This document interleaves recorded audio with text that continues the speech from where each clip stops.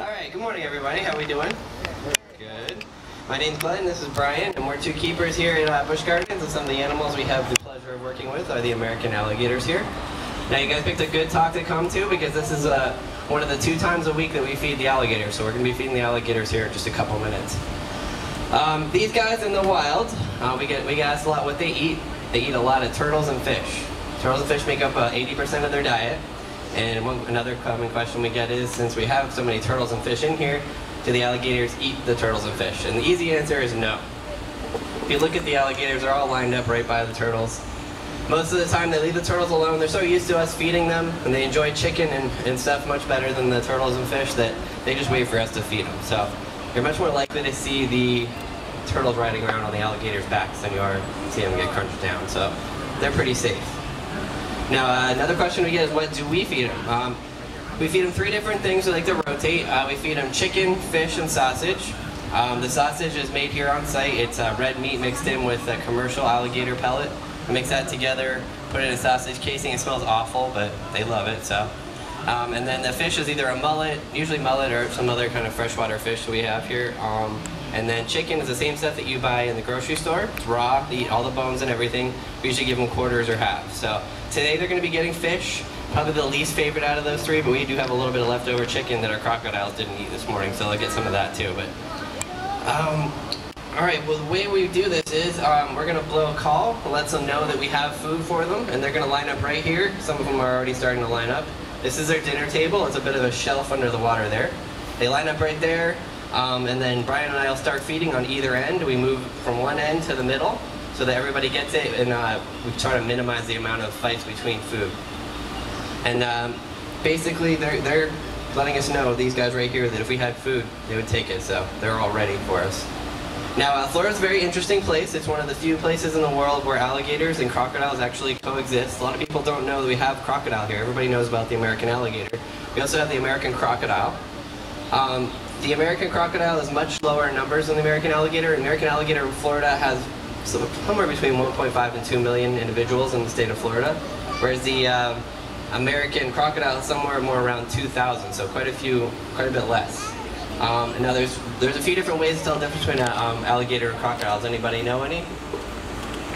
Anybody? Their nose.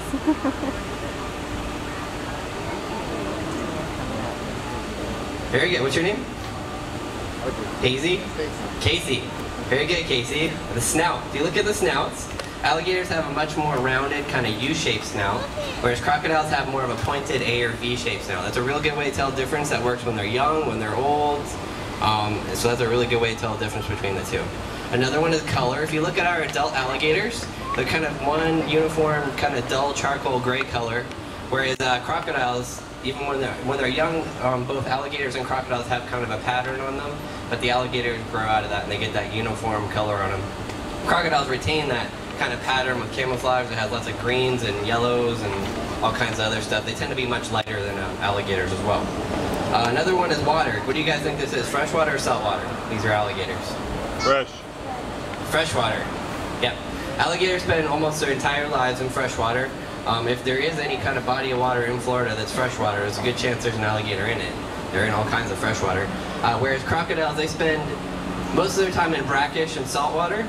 Brackish is sort of a mix of fresh and saltwater with a much higher salt content than freshwater. So they spend most of their time in saltwater and brackish water. Crocodiles have a gland in their throat. They're able to excrete salt out of their system, whereas alligators don't. So that's another good way to tell the difference. And lastly, size. If you look at our alligators here, we have 2 males and then 1 female here to your right. This is about as big as they get. They really don't get much bigger than this. Our males are about 12 and a half feet long, and our females are somewhere between 8 and 9 feet, probably closer to 8 feet. So they don't get a whole lot bigger than that. They might reach about 14 feet, whereas crocodiles can reach quite a bit larger. The American crocodile can reach somewhere in around 20 feet, so quite a bit longer. And then even in Australia, the saltwater crocodiles, they can get up to 25 feet, so they can get pretty long. Now I said these guys, you can tell the difference between a male and female by their size. That works when they're adults. A good way to tell how long an alligator is, when you can only see its head, which is often what you see in the water, is you take a distance between their nostrils and their eyes, and you take that in inches and you equate those inches to feet. So our male right there is about 12 and a half inches between its snout and its eyes, so it's about 12.5 feet. And then same thing with the female, somewhere roughly about 8 inches to 8.5 inches, so she's about 8 to 8.5 feet. Now it doesn't work perfectly, but it gives you a good idea about how big they are. Alrighty, we're gonna go ahead and feed. I know you guys are clamoring to see that. We're gonna go just do a little duck call, and we'll call them over. After that, we're gonna open up the floor to any questions you guys have, and we'll do that in a minute.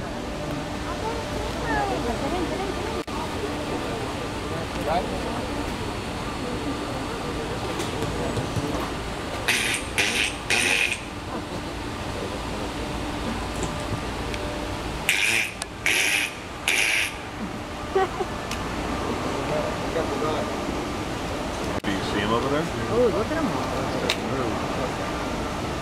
Here he comes. They're already ready. Mira que se viene ya saliendo, ¿no? Oh, here he comes.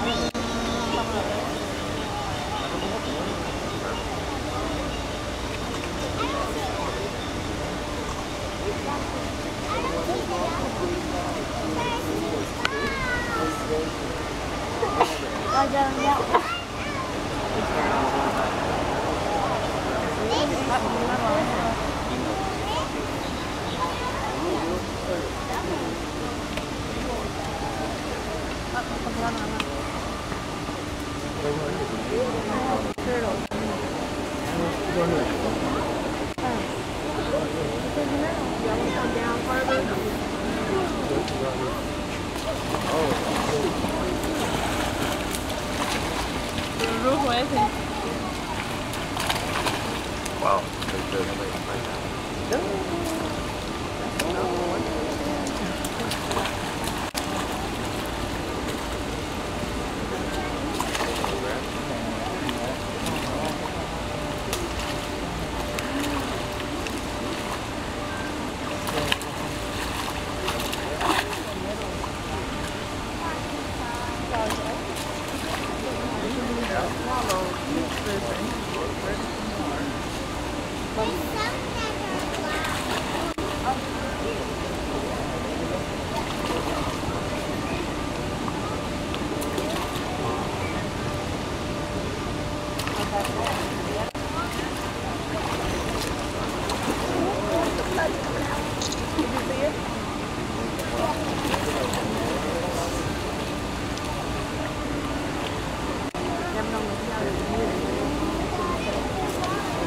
You good to go, kiddo? See any more?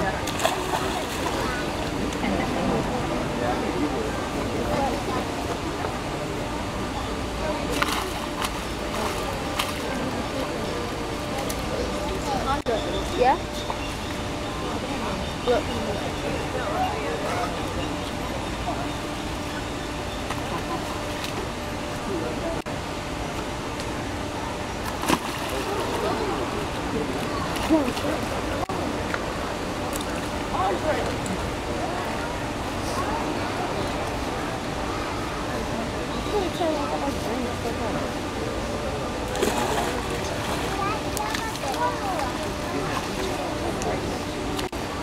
They ain't scared.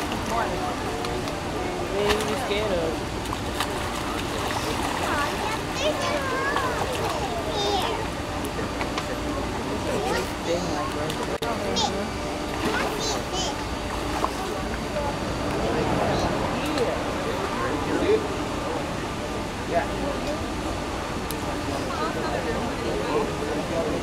What do you think about now? Like, pretty sharp to me.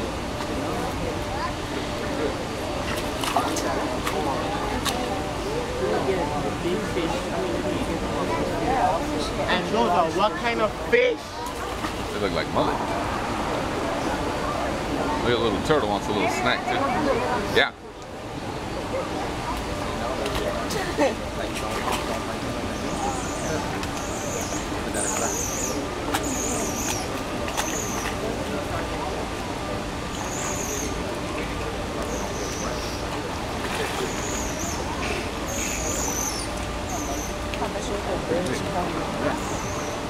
What do you think about those teeth? Yeah, they look pretty sharp. They need more fish with them crocodiles. It's pretty weak. That's a big problem.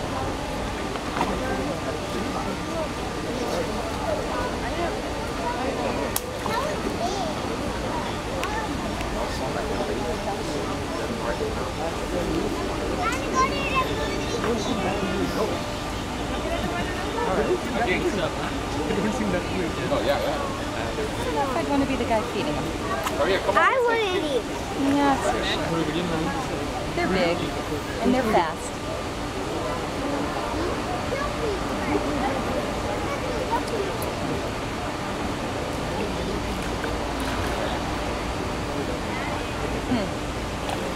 I wouldn't be so good feeding them. You're giving him chicken.